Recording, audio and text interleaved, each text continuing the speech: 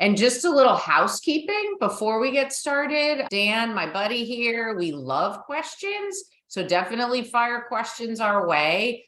Please put them in the Q&A as opposed to the chat, because then we just have one place to watch. And also you can click the anonymous box if you want to be anonymous in Q&A, and it gets captured as well. So put all your questions in Q&A whenever you have them. And there's two of us, so we're going to tag team here. So we'll be, oh, you're welcome, Andrew. We'll be going the whole time with you guys. Hope to get everybody's questions answered in the hour. Also, we will be sending out the slides. Oh, hi, Sarah. Actually Sarah. We will be sending out the slides and the recording tomorrow. So if you have to step away or get a phone call or something, don't worry, you'll have the full recording. And we have a couple slides that have a lot of bullet points, so you don't have to madly take notes. You can really stay focused, and you will get that tomorrow. So I think we're good to go here. So what we'll do is we'll just take a couple minutes and do intros, but today we're talking about appeals. So this is the fun part of the process, right? Your kids are getting into schools, yay! And now you think you're done. I have twins, and so I remember this process pretty vividly. And you get through a step and you think, oh, I got the forms in. Now I'm done. It's nope, not done yet. But this is the fun part, I think. I don't know what you think, Dan, but I think this is super fun and exciting. Getting to the end. So you're getting the notifications that your child got in, you're getting award letters, and we're going to get into the weeds on those and what they look like. And then it's the whole thing of, did I get a good award? Did my situation change? Should I be reaching out? And so that's what we're really going to coach you up on today, about how do you know if you got a good award? Should you be reaching out? I will tell you, no, it won't hurt your child's admission if you reach out, right? The worst that can happen is you spend some time and effort and they say, we're sorry, we can't give you more money. They're not going to go back and say, how dare you? They're ready for appeals, and they know that parents are going to be appealing. So without further ado, let's just do some quick intros and then we'll dive in here. So I'm Peg Keough. I've been doing this work. I was a financial advisor, financial planner, and then my kids, as I said, I have twins. When they hit high school, my husband and I, we've been doing the saving, but then it was like trying to understand how this all really works. And I was just floored at how different it was compared to when I was doing it, and how much more complex and confusing it was. And the other thing I noticed is that most of my friends and colleagues, they weren't really taking the time to understand it, because it's a pain, it's a lot, right? And we all have busy lives. And I just had this aha moment where I was like, you know what? I can focus on this little piece and really impact families even more within my expertise of financial planning. And so that's what I did. I started a business back in 2014 and actually used the CAP software, beta tested it when it first came out. So I knew the guys at CAP for years, and we would talk on and off and always talked about partnering. And then in 2021, they bought my business and I joined them. So I'm the director of education. This is the stuff I do a lot. I love educating parents, because honestly, if you guys are informed consumers, that's 80% of this battle. If you understand how this works, it makes it less stressful. It helps you set expectations for your kids. And so it's just awesome that Sarah and your team at Providence have provided this to you. It's just a huge leg up. It really is. So we're going to really encourage you to take advantage of that. So I'm going to stop talking now, and I will let my partner in crime here, Dan, introduce himself, and then we'll jump in. Yeah, thanks, Peg. Hey, everybody. Glad to have you with us today. I'm Dan Bisig. So my story is very similar to Peg's. Actually, she's the reason I'm here, but I was a financial planner for about 25 years. During that time, I also started my own independent educational consultant business called College and Beyond, and then joined College Aid Pro almost a year ago, exactly, as part of the team, and just loved the software. Actually, I was looking at this. I started using the software for the first time on May the 1st of 2019, and almost 4 years now that I've actually used the same College Aid Pro MyCap software with my clients. So again, very excited to have you all with us today. All right, so let's get rolling here. Let me share my screen. All right, so that's who we are, College Aid Pro. And here we are. And so, as I mentioned earlier, you guys have the full platform access to MyCap. MyCap is what we call the software. You have a code PROVE, ROVE 2023. Dan can put it in the chat. I'm sure you probably know all this, and maybe all of you have already done it. So forgive me if you have, but if you haven't, definitely go in. You can see, create your username and password. And then when you get to that scholar page, you put in that code, and Providence has very generously provided you with this. So definitely get in there and do that. And then we'll talk about how you can use this software. I'm going to go in a few minutes and actually show you this step of the process. We've added a new feature, and it's really powerful what you can do to help understand all these award letters that your kids are getting. So it'll really help you all with the process. So let's dig in about what the beginning part of this process. So Dan, I'll let you jump in here. Okay, beautiful. Yeah. So you know what? It's so interesting when these financial aid offers come in from the colleges. It can be very confusing, but here's what we often see on these different offers. First of all, if you've qualified for need-based financial aid, then there's going to be grants. And we love that money, right? That's the free money that the college is providing, or possibly it's coming from the federal government through Pell Grants and things like that. Then, of course, there are scholarships. Again, love the free money. This is going to be merit-based scholarships. It could be based on your academics, your athletics, your talents, whatever it might be. Those are the things where the colleges are rewarding your student for the money that they're getting. Also, if there's a need-based component, it could be work study. That's actually where a student has a part-time job on campus. Could be at the library, working at a help desk, could be the cafeteria, those types of things. The one thing that's important to realize about that is that money is not put towards the cost of college. It's actually extra spending money for your student to receive. And then the last piece, and we hope that this is the smallest piece, but it's the student and parent loans. Those are going to be the federal direct Stafford loans, and maybe parents, you've heard of the Parent Plus loans. Again, those are backed by the federal government. Unfortunately, some colleges pack that into their financial aid offers and make it look like you're going to be paying very little, when the reality is it could be a big number that they're asking you to cover there to help reduce the cost. So again, all four of these could potentially be on this financial aid offers that you're receiving. You got to just understand the differences with those. Yeah. And the work study, as Dan said, it can be used to pay for books or something. That's up to you as a family when that your child gets that paycheck.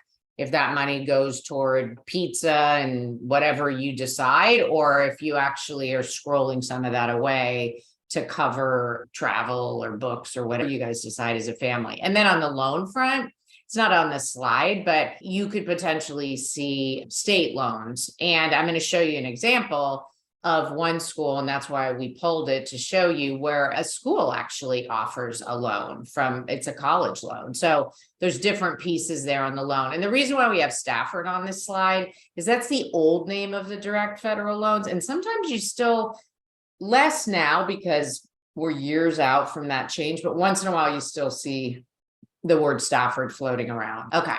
So now let's actually look. These are actual awards that our students have received and we've helped families with. So it's really helpful to actually see these awards. So let's look at this one. So this is UC Davis. So they nicely lay out the cost of attendance, which is good because not all the schools do that. So you see tuition and fees, books, room and board, personal expenses, transportation. These are all potential line items. So you see the total amount is a little shy of 60. This award letter isn't from this year. It's more than that now, unfortunately, but that's your sticker price, your total cost right there. Then they come down and they say to the family, okay, here's the different pieces of your contributions. And they mention this EFC, expected family contribution. They use that language. So that total number, what they're saying is that we think you can bring $36,276 to the table, right? You might be floored by that, but that's what the FAFSA is telling them. So your financial need, they took the difference here, I didn't put a box around it, is it's over $23,000. So that's a decent amount of need. So let's see how they meet it. Dan just talked about this Parent Plus loan, and I think now they even call it a plus loan, but I keep calling it a Parent Plus loan because I want parents to understand this is your debt. Your child isn't even on it. So it truly, the one parent applies and is given this loan. So a huge Parent Plus loan you see here of almost $51,000. And then the student is awarded the direct federal loan that Dan just called out. And that comes in two forms, subsidized and unsubsidized. We're going to have another webinar for you guys in a few months that will go over all of this stuff, all about loans. But basically, high level, a subsidized loan, there's no interest until 6 months after your child graduates. You have to have financial need to get that piece. And the government has maximums on these loans per year. So freshman year, it's $3,500. Then you can get another $2,000. So they've offered all these lovely federal loans, and I'm saying lovely sarcastically when it comes to the Parent Plus. And then what's so funny about this and why I use this is they're talking about the award and they're saying your total award is $56,374,000. That's all loans, none of the free stuff that Dan just talked about. So really what they're giving this student is $3,500 in a subsidized loan. That's a nice loan because again, no interest until 6 months after graduation. There's no gift aid here, no need-based and no merit scholarships. So that's one example. Now let's look at this one from DU. They nicely break out the total direct costs and the total indirect costs. I like that because direct costs, that's what you're paying directly to the school, hence the term. And then the indirect, there's wiggle room with families. So just keep that in mind. Like this, if this is a family that lives in Durango, they're not going to spend almost $2,200 in travel. So just keep that in mind that the indirect costs, they could be higher for you or they could be lower based on what the college comes out with and comes up with every year. But I like that they call it out because that gives you, the family, more visibility. Then they come down here and they say, here are the grants and scholarships and any waiver eligibility. So there's a chancellor scholarship, that's merit, that's grades, test scores, talents. And then there's a residence hall grant, which, and Dan talked about this, but scholarship and grant, in an ideal world, grants are all need-based and scholarships are all merit. Unfortunately, that's not always the case. The colleges can flip-flop with these words and call something that's need-based a scholarship. And this really matters. And so that's why we have this call out here. You want to make sure if it's not 100% clear when you look at these, what is merit and what is need, because merit is almost always offered for all 4 years. There's usually a GPA requirement to keep it, but you can count on that when you do your 4-year cash flow, which I recommend all of you do. So you understand on a yearly basis what your deltas are. You can count on that. Whereas need, if you get a promotion, you could lose some of that. So it's important for you to understand. So that's a little sidebar on that. Then they show you the loans. And again, you're seeing a subsidized and an unsubsidized loan, different amounts, because they can't give a subsidized loan unless there's financial need. So there was only $388 of financial need and DU's fine. So that's what they gave them. And then they actually nicely say, here's your direct costs without loans and with loans. You can't expect all this detail on all the letters. I'm just trying to give you guys a good smattering of the different letters. This one, we're not going to go through line by line. The reason why we've got this in here is this is a good example of a college that's offering Occidental saying, hey, here's $2,200 of a low interest loan from us. And so as always, with everything financial, read the fine print, understand what that is. But what we find is a lot of times the loans are pretty nice. Now it's not a huge loan, right? But it could be mirroring the federal direct loan, or it could be even a better interest rate. So don't just poo. That could be something that you really want to take advantage of. And then there's a lot of other information here, but you notice at the bottom, I've got a little red box, bottom right, there's that Parent Plus loan. And what these colleges can do, and this is because the federal government has allowed this, they can take their full cost of attendance, say it's $80,000, and they've given your child $15,000 between the federal loans and merit or whatever it is. The difference there is $65,000. They can say, hey, parents, here's a $65,000 Parent Plus loan. So that's why you're going to see, you saw it on UC Davis, you see it here at Occidental.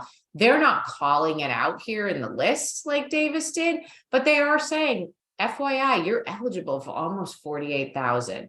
It's not hard to do the math on that and say, if that's your college funding strategy, you're looking at almost 200,000 of debt that a parent is signing up for at the end of 4 years. So this is where you want to be really careful. And again, we're going to do webinars all about how to borrow, but just high level because you're seeing it on the award letters. So let's look at one more here, Whitman College, which I'm out in Seattle. We forgot to say that. Dan's in he's near Ohio and Kentucky, but this is in my neck of the woods in Eastern Washington, small liberal arts college. So they call out, okay, here's all the need-based aid, right? 2 scholarships, Stafford loan, which is that direct loan, and work study. As Dan said, that's part of a need-based package to get work study. Then they say, yep, this is what we cost. And the reason why I use this one, because it's a little bit older, is that they actually lay out, and this was a divorced family, the EFC, which don't think this is going to happen often, but when it does, it's lovely. So you have very good visibility. And then when you're thinking of appealing, you really know what they're basing the award on, which Dan and I, we help families, we tend to try and back into this because they're not transparent. They don't tell you this, but this award did, and it was very clear what they think your need is. And basically they almost met it because it's 24.5, 24.6, and they're giving 24.1. So very easy to see how those numbers compute. So the next piece here is like, how do you know if you received a fair award? And that's where your MyCap dashboard and that resource you have is going to be really valuable. So I want to take a minute to hop in there.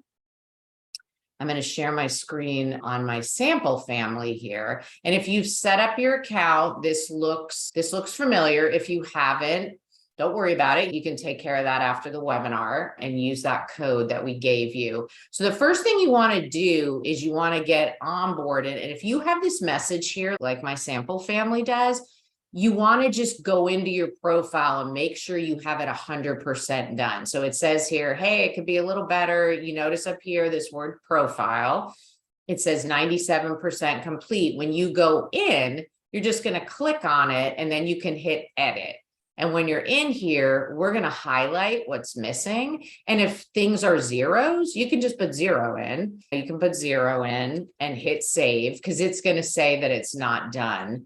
If you leave something blank that we want to have an entry in, then you just save it. Now you're 100% complete. The reason why that's super valuable is the more data we have, the better we are on your dashboard projecting your net cost. And this is where you can see when you get to the next piece that I'm going to show you now, hey, did I get a good award? Because the whole point of the dashboard is when you're in the planning phase and you're plugging in schools and saying, hey, where can we as a family get these discounts? And you want to find good academic, personal fit schools, as well as the financial fit, which is what we're trying to support you on. So make sure you get that up to date. But then what you want to do at this point in the process is go to compare and appeal. And then it's a really simple thing to do to get this in here. You put in add an offer. And what was that? It was University of Miami, right? Dan was the one? Okay.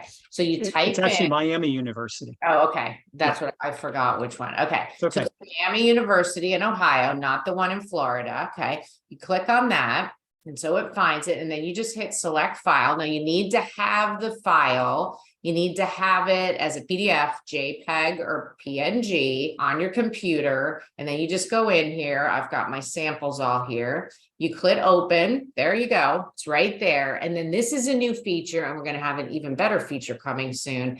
But you hit translate offer letter, and you don't even have to manually plug these in. It's going to automatically pull the grants, pull the scholarships, pull any loans, and it's going to pop it in. It just takes a minute here to think through. And one thing I'll say, so it worked, awesome, is you want to make sure you're uploading the financial aid award letter. And Dan will talk about that a little more. All the samples I showed you were financial aid award letters, not just the admission letter, because you're going to get an error message if you upload that.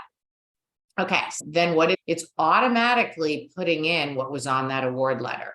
If the cost of attendance is on there, it's going to plug it in. If you got merit or need, it's going to plug it in. If there were loans, it should plug it in. Just check it. And if for some reason you don't see something, you can manually plug in, but it should take that little bit of heavy lifting off your plate. And then you just hit save. And then you're going to be able to put all of your award letters in here and be able to compare the remaining costs. And that really helps you see, hey, Miami University, there's a school that's a peer and they gave your child 15,000 in merit. Ding, ding. That's an appeal opportunity. And then you can also go back up here. And if that school, which I just plugged these in, but if Miami was up here with my sample family and the award letter was different, that's another indicator that you should potentially be appealing.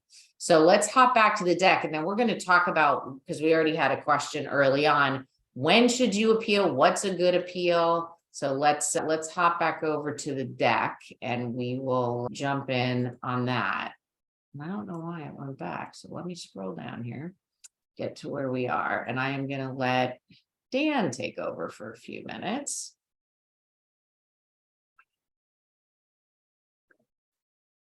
Excellent. So how do you know if you're a good candidate to actually appeal, to actually reach out? And the question that came up was, somebody said, what if we didn't receive any need-based or any merit aid? Can we still appeal? Yeah, absolutely. You can still go back because maybe something actually happened within the system where they didn't pick up on it. But notice the kinds of things that we're talking here. Good candidates, without a doubt, private colleges. Why? Because there are a lot of private colleges out there that are doing everything they can to attract students onto their campuses. And if they've got sizable endowment funds, then they're going to be a really good option for you. It could be COVID impacted you, or here's a biggie that we sometimes see, and it can really create a train wreck, is retirement distributions. Maybe you're already taking money out, you're in retirement, you're working through some things. Another thing we've seen is where somebody is divorced or separated or remarried. And by the way, there's some changes that are going on with that you'll want to be watching out for the next financial aid season. You definitely need to also be careful as a business owner. Maybe there's some things that are being taken into consideration that have come into play. Or another big deal, maybe you've got significant medical expenses and the household has been sick.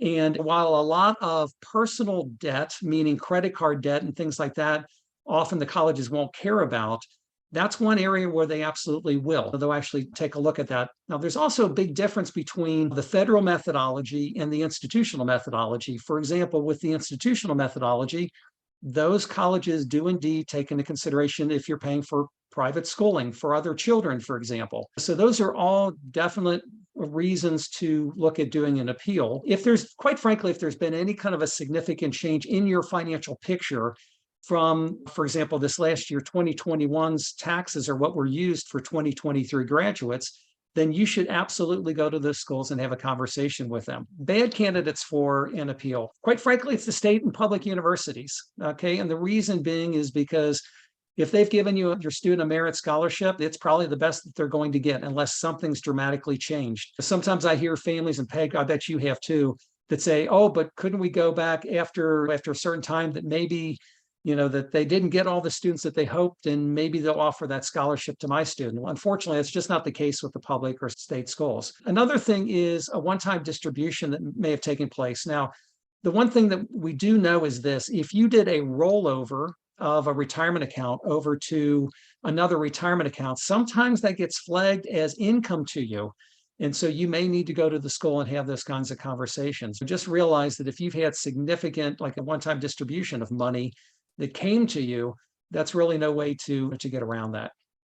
Yeah. Unless if you were adversely affected by COVID, if you retired, anything like that, and hey, that's putting me into need-based range, whereas what I submitted per the instructions did not, then yeah, you can absolutely go back to state and public colleges. But like Dan said, if it's, hey, playing them off each other is not nearly as successful as the private schools that are competing colleges.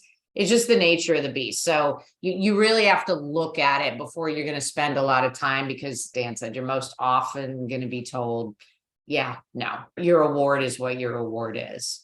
from the state schools.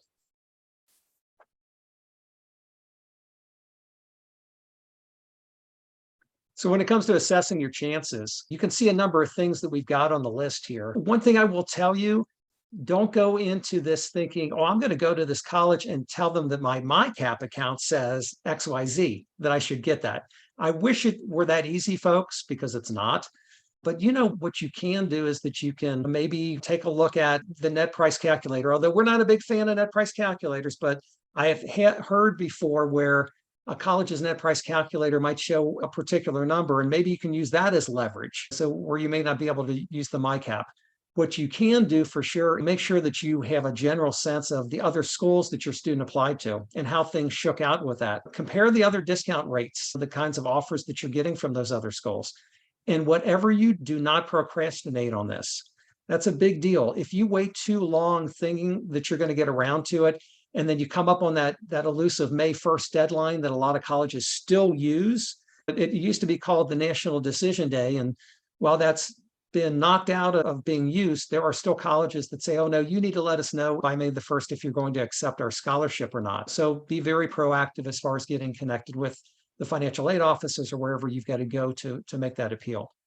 Yeah, because ideally you want to hear back from all the colleges and then be able to compare them. And sometimes it's another reach out, not all the time. You want to give yourself as much time as you can. If it's regular admissions, you're not going to be getting this stuff until the end of March, potentially. In some schools, unfortunately, it even bleeds into April, which really puts a time crunch because of the May 1 that Dan's talking about. But definitely ask them what their process is, figure out what it is, and get stuff in as soon as you can. You can't get stuff in that you don't have, but yeah, definitely don't procrastinate on this one, or you're going to be doing appeals after you've sent in deposits, which of course, then you lose your leverage.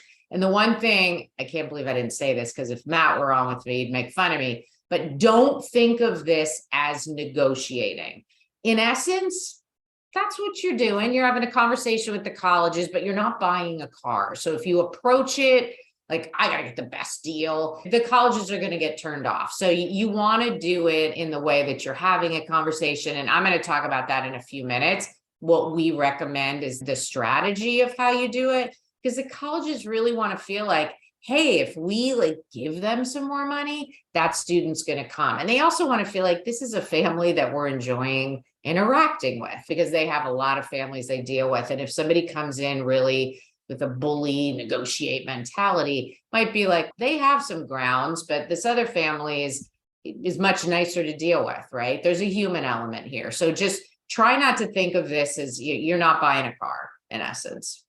Yeah, and you know what, Peg, too, Josh and Ryan, two of our other CAP experts who are just fantastic resources because of where they work. They both say, look, we're in this to try to help families. We're not trying to be these nasty guys trying to prevent this from happening. But just know that going in, they're really going to and try to work with you.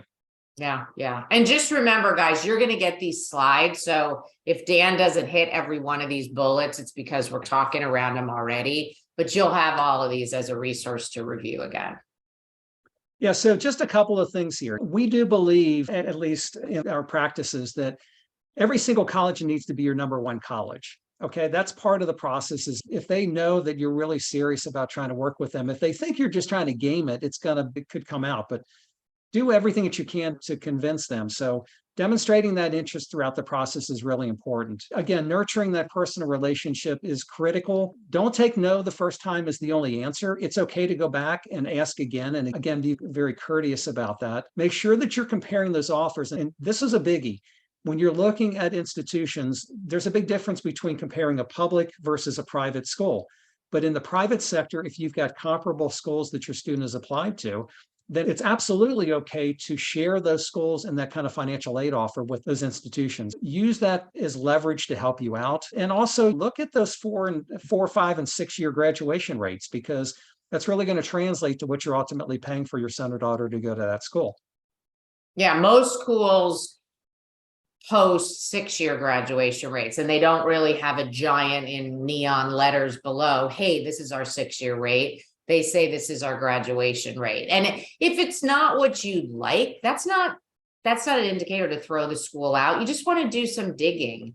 There could be a reason for it. And I would just say, little parent advice here, that you definitely want to be setting up your 4-year grid. With both of mine, okay, I don't care about the specific classes necessarily, but I wanted my son was in business. You need those 2 humanities or arts and whatever they call them, arts and letters. Are you fitting those in? When are you going to do that? My daughter she was a social work major. She had abnormal psych and it had 4 prerequisites. High school kids don't really know that concept. It's not really a thing in high school most of the time. So I was in the weeds on that. Make sure you're getting all these prereqs so you can take that class junior year, or else it blows up and you're not done and there's another semester. At my daughter's school, they call them super seniors, right? But all that means is more expense for you guys. And the other thing that can really sting is that merit scholarships, as I said earlier, for 4 years. So if all of a sudden you've got a super senior, you might have lost that $15,000 of merit aid, so that it's even more money. So that's just something to keep in mind for sure.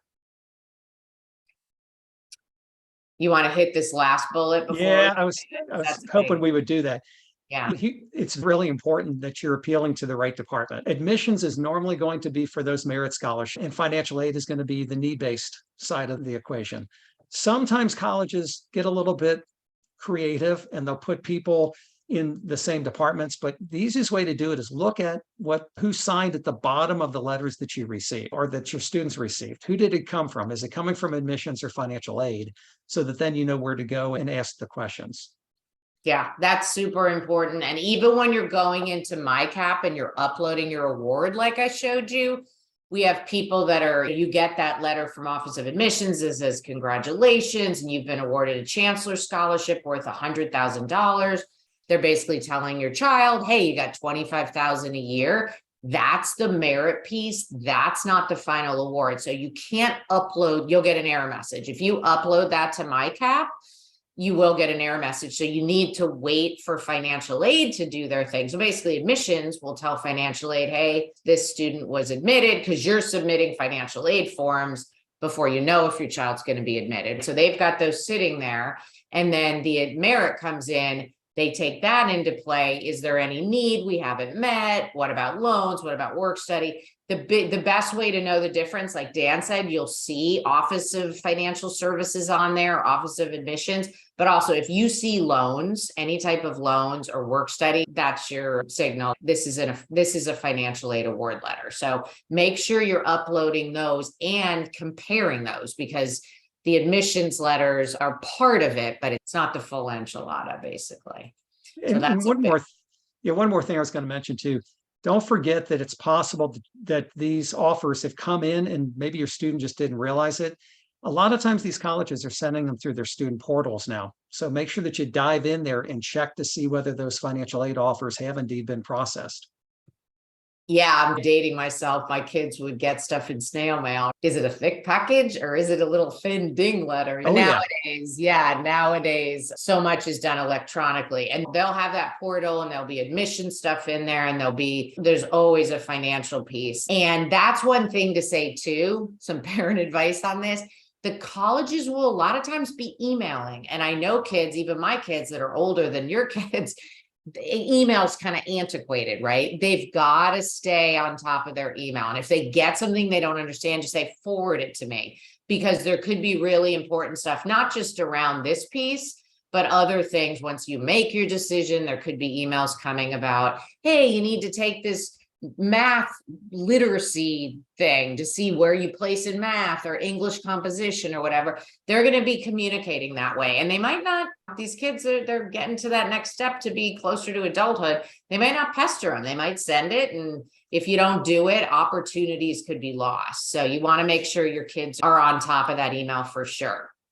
So let's just talk for a minute about how we recommend a CAP, how we all do this, and we counsel a lot of families on this and have quite a bit of success, but how we recommend you do this. First thing, all the colleges, just like everything in this process, they're all different with their award letters and how they accept students. And here as well, like their appeal process, they might be a little different. So the first thing is to understand what they want you to do, because if you don't follow their process, they might kick it out and you're back to square one. So see if they have a form, see if there's a certain person that your child is supposed to be reaching out to via email. And then once you get that part, and that's what I always tell people when they're chomping at the bit, can I appeal? I don't have everything yet, but take the time to go find out what their process is. So then you're ready with the 4 schools or whatever it is, you understand their process and you can follow it and you're good to go. But when you get in here, we've got some really important bullets here. And the first one, the bring color background to your story.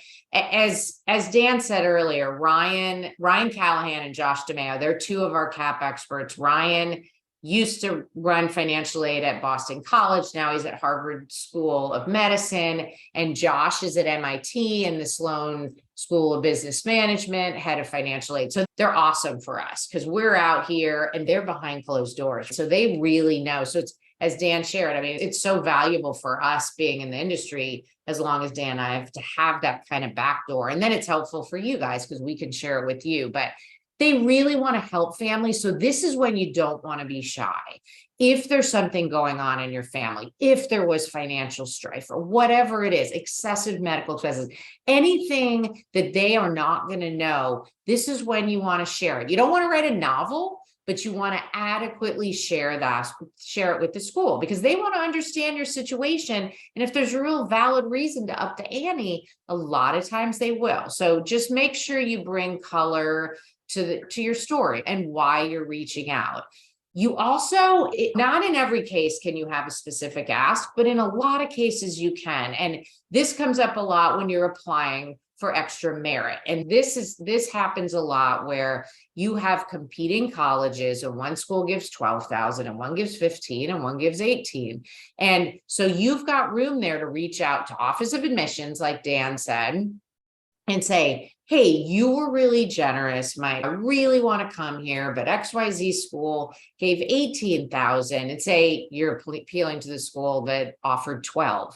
You can say, if you can match that, that makes it affordable and I'll be there in the fall. Or you could say, you know what, if you could split the difference, whatever you as a family need to sit down and think about what your ask is, because it's important. I tell parents all the time, don't ask for more than you need, because the college, and don't ask for more than what's reasonable, because the college, a lot of colleges will look at that and say, wow, this family's off the charts what they want. We're not even going to give them half because we don't think they're going to be happy. We're going to give that money to another family. So the ask really needs to be strategic, but in most cases you do want to have an ask, not just say, hey, can you help more? Because they don't know what that means. And you might get back with something that isn't good enough and still doesn't make it affordable. So you don't want to be shy to ask for what you need, but you don't want to over ask. And so that's a key one. And the next one leads into what we've already said. Again, don't be shy about the competing offers. You want to make sure that it's a competing school that they're going to care about, a peer, but just provide it, right? You're not saying, geez, you didn't give us enough, they gave us more. It's all this, you want to think psychologically about this, right? You were super generous, finances really matter, but this school gave a little more, can you match it? Or another 3,000 would really hit the spot and we can afford it. And remember, with merit, you multiply that number by 4 almost all the time. So even $1,000 is $4,000 savings. So it can really add up. The bottom left, the challenge expenses not considered on taxes. This gets more, and Matt always says the PhD level here. So hopefully not overwhelming you. And we can offer this support, which I'll mention in a minute, to really get in the weeds if you don't want to handle all of this on your own.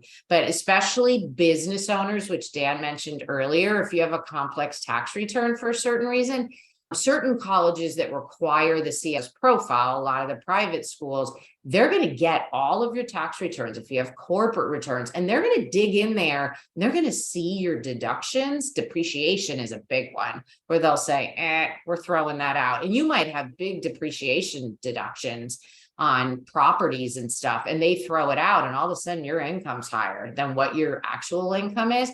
These are all talking points with the college. So the more you understand what they're doing, the better you can sit down and have a conversation.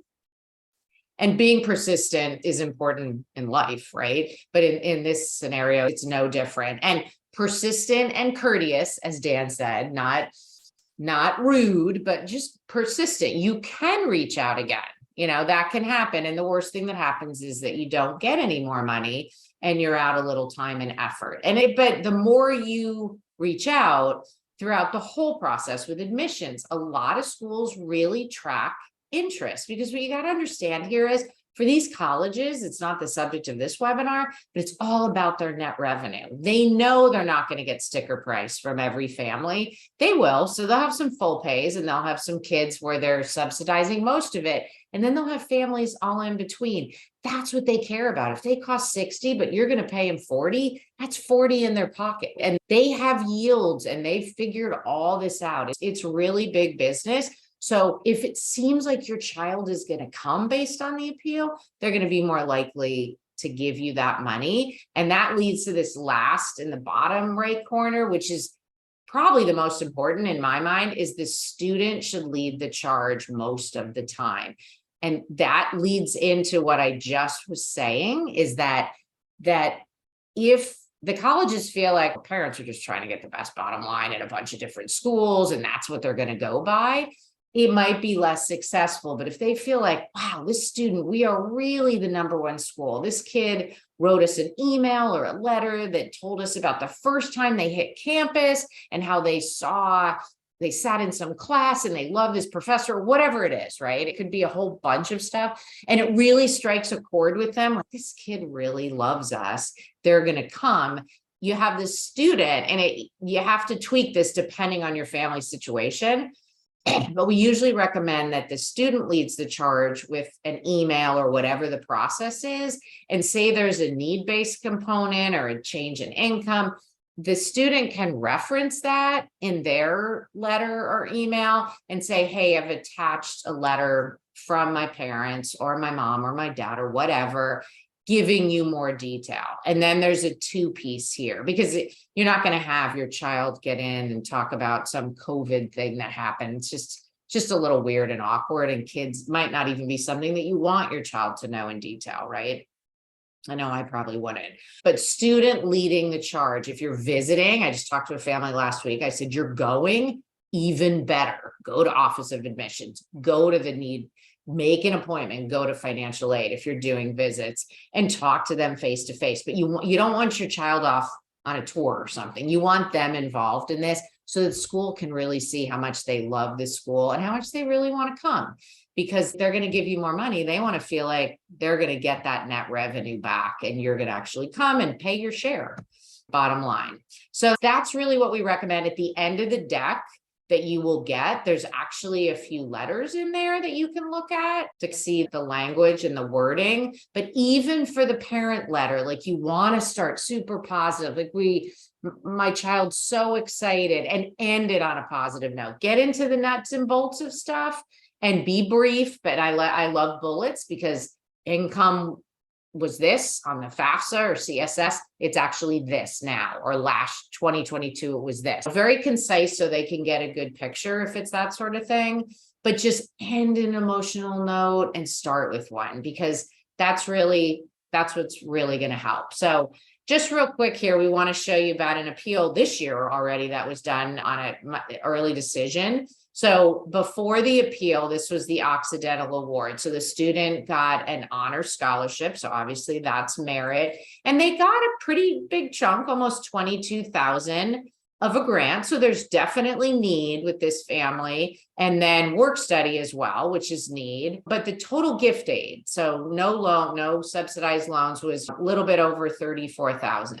So then this was an appeal based on home equity. And Dan talked about this earlier, that there's a group of colleges that look at home equity. And when I say that, what I mean is your market value minus your mortgages. So if you own your home free and clear, it's just your market value, which you shouldn't overinflate. You want to be honest, but not overinflate it. some schools look at that as just cash, like it's in your checking account, which is a little crazy, right? Because you can't access all of it, even if you thought that was a good idea, which if you remember 2008, not always a great idea. But anyways, this was an appeal based on that. And look what happened post appeal with one of our experts. They still got their merit. That's not going anywhere. But look at that grant. Look how it jumped. It more than doubled. And then they still got the other pieces of the package. So it went from a 34.2 after it jumped to 62. So that's a gain of almost 28,000. Now that's a need-based. It could change from year to year, but with home equity, you're paying down your house a little bit every year, depending on where you are in your mortgage. We are not, Dan and I are not here to tell you this is typical. We are not. We're just showing you that this can work. Our average appeal, we're usually getting people $2,000 to $5,000. Some people will come and will say, remember what we said? These are all public schools. You've had no change in your financial circumstances. This isn't really going to be successful. So like we showed you, like sometimes it's just not, you're really going to be beating your head against a wall, but a lot of times there is room to appeal. All right, so those are those examples. So to conclude here, your call to action, the main thing is, and Dan and I, this gets us out of bed in the morning, keep the ball rolling, right? Keep this going. You guys are so lucky, like I said earlier, to have this resource provided by Providence. So please, if you haven't set up your account, go in there and go under, you put in your username and password, you create it. You're going to see a column in the middle on the next page that says Scholar. Plug in PROV, P-R-O-V 2023. It's going to back out that $149 charge. And then you answer a few onboarding questions and you're on the dashboard that I showed you earlier. And then once you're in there, you can upload unlimited award letters. Get in there and plug those in and start analyzing them. And if you find that, you know what, I see all this and it's great. And I heard what Dan and Peg said about how to do this, but I'd love somebody to look at my letter. I'd love somebody to help me craft my letter or talk about, should I be appealing to this school and what's the best way to do it? Then you can book a meeting with one of our experts, and we call that valedictorian. And people that are on, we always have a little treat for our live registrants. We'll send out the deck tomorrow and there'll be a different coupon code for you guys and it'll be slightly less. So the Providence 20, when you're on your dashboard up in the corner, and I can show you in a minute, it'll say talk to an expert. You click on that. Once you have to do your Scholar and get into use the PROV 2023, and then it'll say talk to an expert.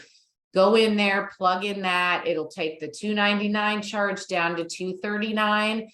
If you want to, if you're not ready to appeal and you want to just grab the discount, just go in and do that part. And then you can schedule your meeting whenever you want. It doesn't expire. So if you want to grab your discount, go ahead and do that. And then when you're ready, you're just going to go back up, click on talk with an expert, and it'll say next available. You can pick Dan. I'm an expert as well. Full disclosure, I tend to get booked out because I don't have as many slots open. Dan is amazing. He's been doing this forever and ever. We've got Ryan and Jack. All of our experts have been around the block. Everybody's got over a decade of experience. So you'll be in great hands if you need that help. And we have some people that book it a couple times, but grab that discount if that speaks to you, lock that in, but definitely upload those award letters, look at them side by side. And I didn't mention, but what's coming, I can't say exactly when, but the translate button is there, but the next piece is going to tell you, did you actually get a good award? So your profile will need to be completely done, like I showed you, but it'll actually pull data from our data, and it'll say, hey, this is a good appeal opportunity. This isn't. So it's even going to go to the next step of helping you. We're still in the development of that, but we want it to be live for this season. So definitely keep a lookout for that because it is coming. So let me stop share and I will show you real quick here where that button is if you want to book a meeting. So if you're in here every page, no matter where you go in here, you'll see this talk to an expert. If it says upgrade when you go in, that means you're in the free account and you've got to first upgrade to Scholar. So when you go in, just pick Scholar after you do your username and password and you'll be all set.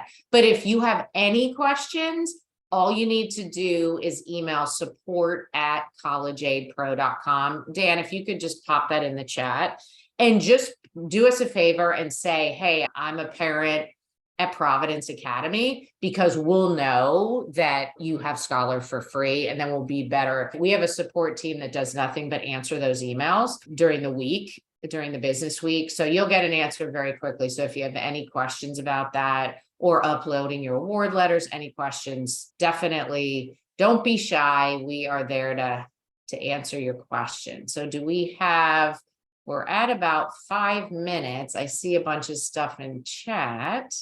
Yeah, it's good. Some folks were asking again for the original Prov 2023.